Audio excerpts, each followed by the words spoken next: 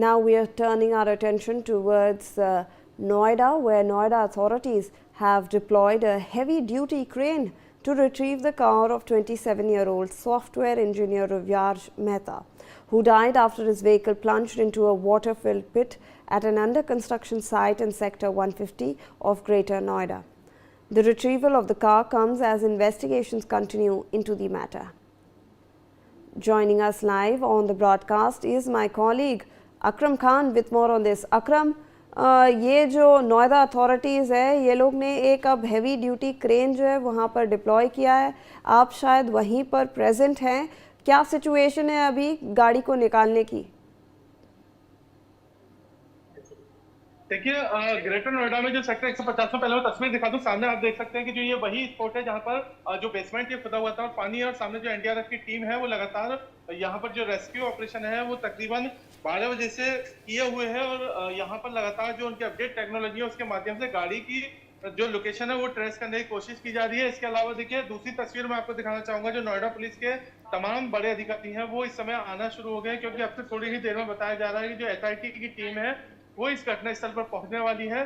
Police के तमाम जवान, तमाम जो थानेदार हैं वो यहाँ पर मौजूद हैं, और इसके अलावा देखिए इधर एनडीआरएफ की टीम जो है वो अपने 3 से 4 गाड़ियों में आई है, और तकरीबन 3 दर्जन से ज्यादा जो उसके एनडीआरएफ के जवान हैं वो पल पल जो इस रेस्क्यू ऑपरेशन है उसमें जुटे हुए हैं। 2 घंटे से ज्यादा का समय बीत चुका है, और अब से थोड़ी देर में ही यहाँ पर रेस्क्यू ऑपरेशन शुरू किया जाएगा। अब से थोड़ी ही देर में जो ये रेस्क्यू ऑपरेशन है उसके बारे में बताया जाएगा। और देखिए, तमाम जो वीआईपी लोग, जो जनप्रतिनिधि हैं माफ कीजिएगा, वो आना शुरू हुए हैं इसमें।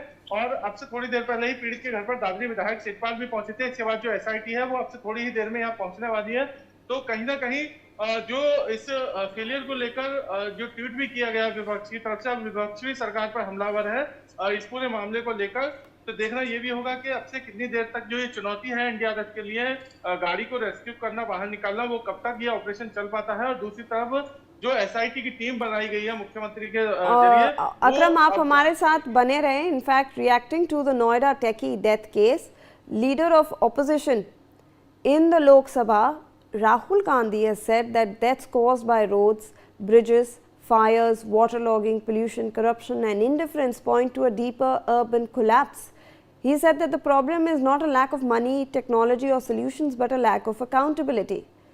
तो अकरम, अब लोकसभा के जो अपोजिशन लीडर है राहुल गांधी, वो भी अब वो बयान दे रहे हैं ये जो दुखद घटना हुई है उस पर।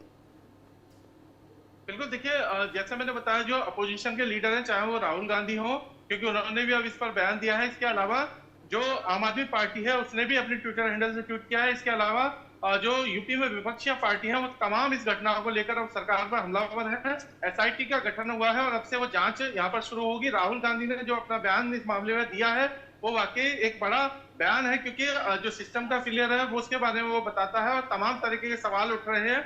नोएडा अथॉरिटी के सीईओ को कल हटा दिया गया था, और इसके अलावा जो एसआईटी की जांच है उसमें कौन दोषी पाया जाता है ये भी देखने की बात होगी, और कब तक इस जो रेस्क्यू ऑपरेशन को पूरा किया जाएगा इस सब पर निगाह है। हालांकि थोड़ी ही देर में जो एसआईटी की टीम है वो यहाँ घटना स्थल पर पहुंचेगी, और यहाँ से थोड़ी ही दूरी पर वो सोसाइटी है जहाँ वो मृतक परिवार रहता है, तो वहां भी पहुंचेगी।